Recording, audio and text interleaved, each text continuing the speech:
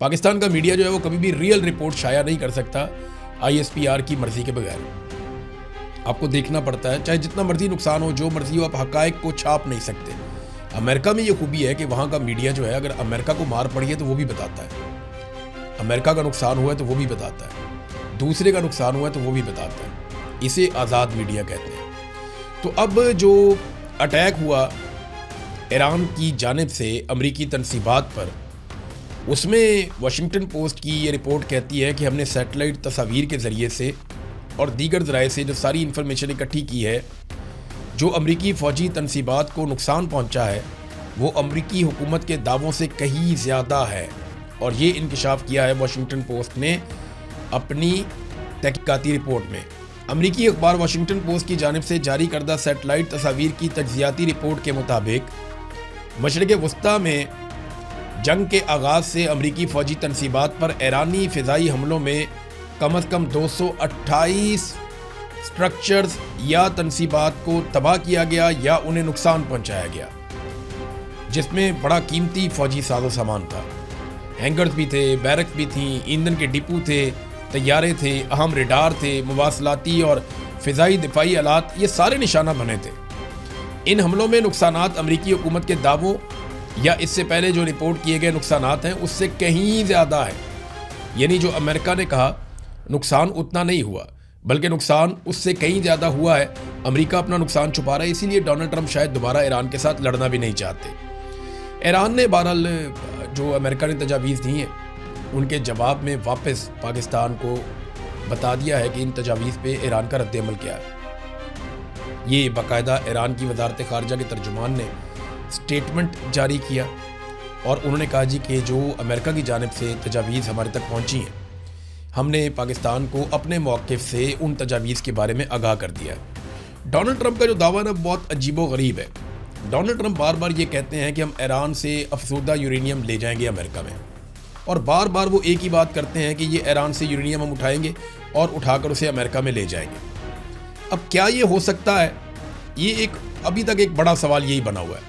دیکھیں نا, Donald Trump نے بدھ کے روز پھر کہا کہ امریکہ ایران سے افزودہ یورینیم حاصل کرے گا, جبکہ دونوں ممالک کے درمیان جنگ کے خاتمے کے لیے معاہدے کی کوششیں جاری ہیں.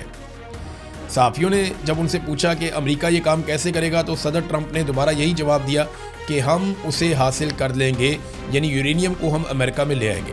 اب ایران کہتا ہے جیسے ہماری زمین ہمارے لیے مقدس ہے, ویسے ہی ہماری یورینیم بھی ہمارے لیے مقدس ہے. لیکن میرے خیال میں یہ ڈونلڈ ٹرمپ کے لیے ایک آئیڈیل وار ٹرافی تو ہو سکتی ہے کہ وہ یورینیم کے ساتھ ایک تصویر بنائے اور دنیا کو بتائے کہ دیکھو میں لے آیا, میں نے دنیا کو بچا لیا, سیویئر آف دا ورلڈ بن گیا, مجھے امن کا نوبل انعام بھی دے دو اور اس کی گڈی بھی چڑھ جائے. لیکن اس میں ایران کو بہت نقصان ہو جائے گا, کیونکہ ایران کے اندر جو موجودہ رجیم ہے اس کے اندر جو پبلک کی سپورٹ ہے, پبلک میں جو اس کی سپورٹ ہے وہ اسی لیے ہے کہ وہ امریکہ کے ساتھ اور ظالم کے ساتھ لڑ رہے ہیں, اور وہ مذہبی بنیادوں کے اوپر انہوں نے پبلک کی ہمدردی لی ہوئی ہے. اب ان کے لیے بھی بہت مشکل ہے, وہ اٹھا کے یورینیم امریکہ کے حوالے کر دیں.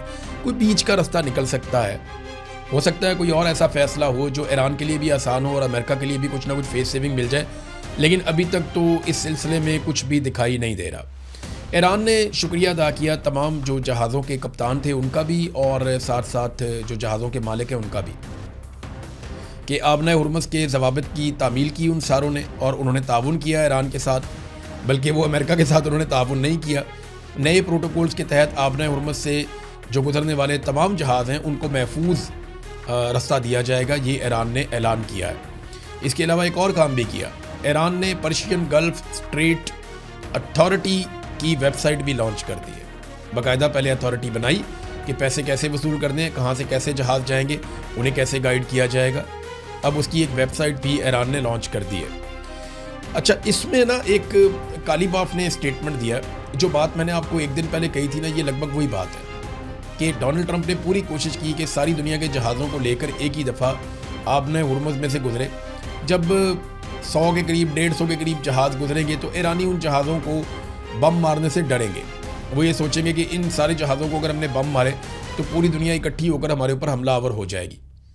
یہ ڈونلڈ ٹرمپ کا منصوبہ تھا, لیکن ایران نے کہا جی ہم ماریں گے. تو لوگوں نے ڈونلڈ ٹرمپ پہ بھروسہ نہیں کیا, تو اب کالی باف نے بھی ٹویٹ کرتے ہوئے کہا, ٹرسٹ می بردر, میرے بھائی مجھ پہ بھروسہ کرو. آپریشن ٹرسٹ می بردر کی ناکامی کے بعد दोबारा शुरू हो गया है ऑपरेशन जालसाजी, यानी अब दोबारा से डोनाल्ड ट्रंप जालसाजी करेगा।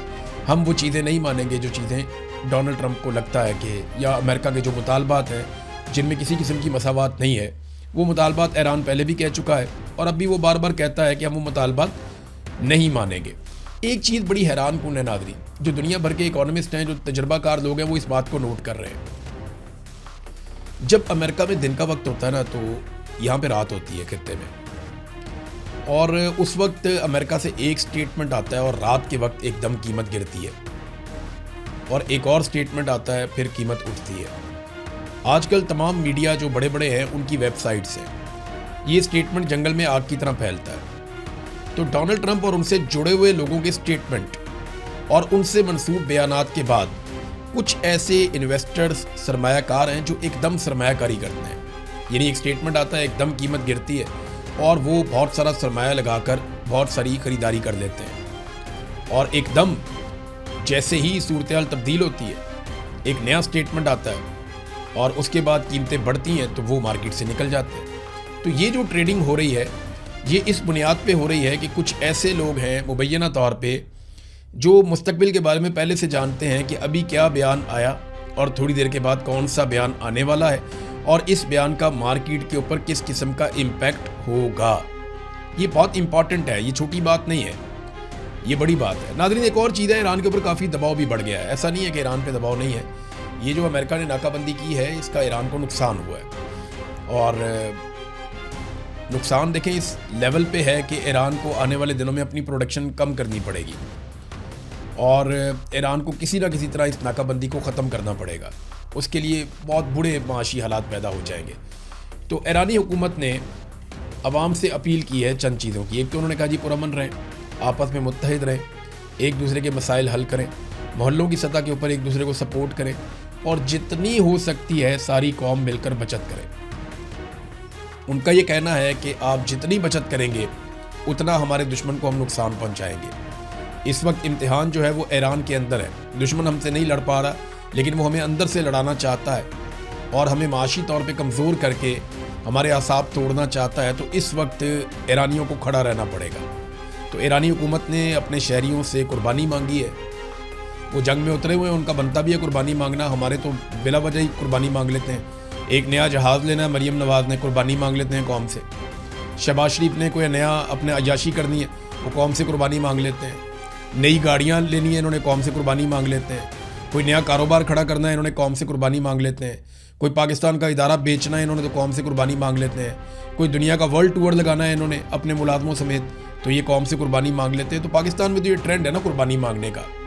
लेकिन ईरानियों ने, क्योंकि वो जंग लड़ रहे हैं, तो उन्होंने ना सिर्फ कुर्बानी मांगी बल्कि उन्होंने अपने ओवरसीज़ जो उनके ईरानी हैं उनसे कहा कि आप बयानिया की लड़ाई के अंदर जितना ज़्यादा हो सके बैनुल-अक़वामी इदारों में, हर जगह पे, जहाँ जहाँ पे आप हैं, आप इन्फ्लुएंस करें और ईरान के हक़ में बात करें। अब तक के लिए इतना ही। अपना ख्याल रखिएगा, अपने इस चैनल का भी। अल्लाह हाफ़िज़।